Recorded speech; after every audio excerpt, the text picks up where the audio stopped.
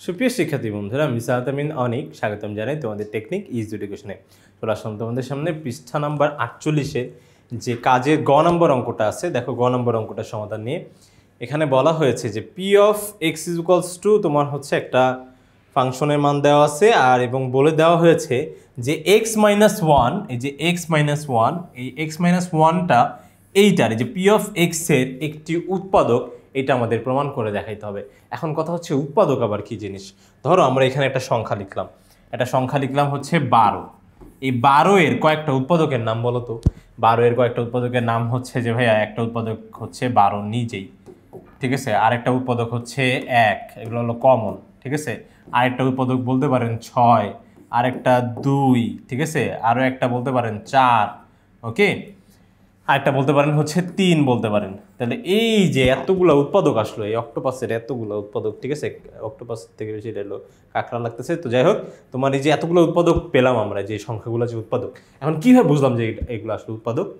কারণ তোমার এই যে 6 দিয়ে, এই যে দেখো উৎপাদক দিয়ে যদি তোমার এই সংখ্যাটাকে ভাগ করা হয় যে 6 দিয়ে যদি 12কে ভাগ করো, তাহলে ভাগফল কি সবসময় সমান হতে হবে?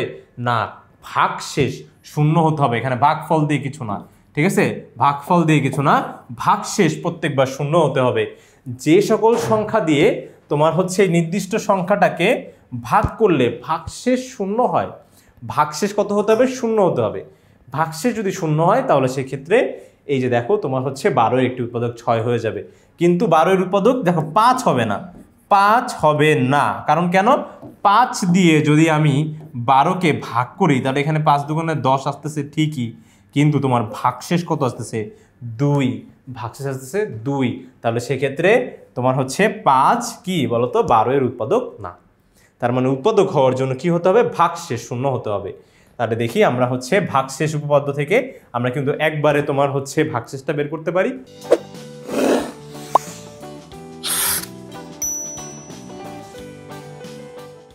সেটা হলো কি, যে এক্স মাইনাস ওয়ানটাকে, এই যে দেখো, এই যে এক্স মাইনাস মানে যেটা দিয়ে ভাগ করতে হবে, এই ভাজকটা, তাই না? উৎপাদক দেখতে হলে তো তোমার হচ্ছে এটাই হবে কি ভাজক, তাই না?